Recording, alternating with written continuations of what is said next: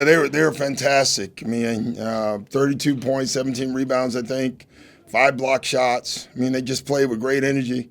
I thought both of them played within themselves. We fell in some offensively that we thought that we could be successful at. They kept doing it. They kept finding the ball. Guys kept finding them. So really happy for both of them. We needed it. It's a big win for us when you have those two guys out and you can win your first game on the break on the road. Says a lot about your team. Next is Keith Pompey. Yeah, that's what I was going to ask you. This was a huge win for y'all. Would you say this, under the circumstances, was the best win of the season? Well, I don't know if it was the best because I don't rate them, but definitely one of the big ones. I think going into this game, heck, even at the All-Star break, listening to all the other guys, man, you guys are gonna be in trouble your first two. Well, we were not, and we played great. I thought our defense was good. We had to guard the three-point line better in the second half, which I thought we did. Didn't turn the ball over, which I thought was huge, and you usually do when you have your two best offensive guys out. So we just did a lot of things good, and I thought we just played under control throughout the game. One thing you said in pregame was, you didn't want Tobias to feel like he had to do it all by himself.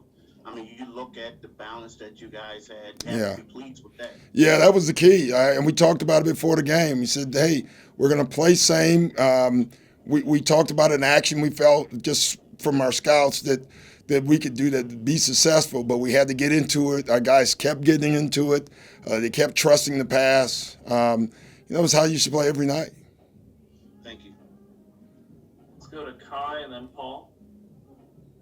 Hey, Coach, I wanted to ask about Matisse. Normally, we all know about how great Matisse is defensively, but offensively, when he hits those three-pointers for you, what does that do like for the offense? It just kind of seems like it just changes things for him. Oh, it's huge for us. And, the other thing we did with Matisse a lot, when they tried to put marketing on him, we used Matisse as a picker. And I thought that was very effective. Even if he didn't get the shot, it led to the next action. So, he was laughing because he's never really done that, pick and roll like a five. But it was very effective for us. And he actually enjoyed it, so that was good. Cool. Thank you, Coach. Next up is Paul, and then we'll go to Lauren after that. Go ahead, Paul. Hey, Doc. Seth had a kind of a rough shooting night, but he had 7 assists, and he looked physically, very good. How encouraging was that, after he kind of was kind of up and down this in the first half? It was really encouraging. I was obviously in bed doing practice, but I watched it on film. Him and Tobias yesterday set the tone. We had a hard practice yesterday, and you make a choice as a coach. I don't even know what the right answer is after All-Star breaks. Back in my day, everyone called it the garbage can practice, where you could practice for 3 or 4 hours, and they just put a garbage can out until first guy threw up, practice was over. You can't do that these days. So, but we went hard, and I thought Seth and Tobias in particular set the tone of the pace of practice, and I thought that carried over to today. Thanks, Doc. Lauren, you're up. Coach, this one's a little bit unconventional for me, but bear with me. Joel tweeted about Tony Bradley during the game, just talking about how phenomenal he was tonight. What does it mean to you that your star MVP candidate is up watching these games even though he can't play, and that he's really supporting guys that might not even be in the rotation normally? Well, number one, he better be watching the game, him and Ben, because that's their jobs. Number two, I love the support, especially with Tony. Tony, has lost a good 25 pounds since the season has started. He works every single day on his body and on his skill. And just because he doesn't play doesn't mean the other guys don't notice what he's doing. I thought the entire bench everyone was so happy for him as he was playing. Those first 2 baskets, the White was running around the floor celebrating because they see the work. And, a lot of the fans, a lot of guys they're never able to see the work that the guys don't play do. And so that was good tonight for all of us. We'll do 3 more questions, guys. Jackson, Christos, Austin. Go ahead, Jackson. Hey, Doc. It's been about maybe 3 weeks or so where you've gotten a lot of pretty awesome performances from the bench. What have you seen over this stretch from them that's really kind of key in these stretches where they, kind of turn games or, open leads or close deficits? Well, I think, one, we're healthier other than today. Two, I think, Jackson, we're just running our stuff. We're staying solid. We're kind of figuring out what guys can do, and we're staying in that. We've made a couple of changes with what we were doing early. I thought we were high turnover second group.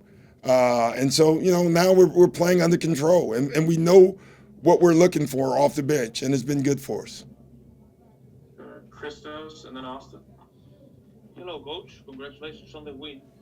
How big boost you get from that win about your confidence as a team, and also how important is the presence of Dwight Howard on the court?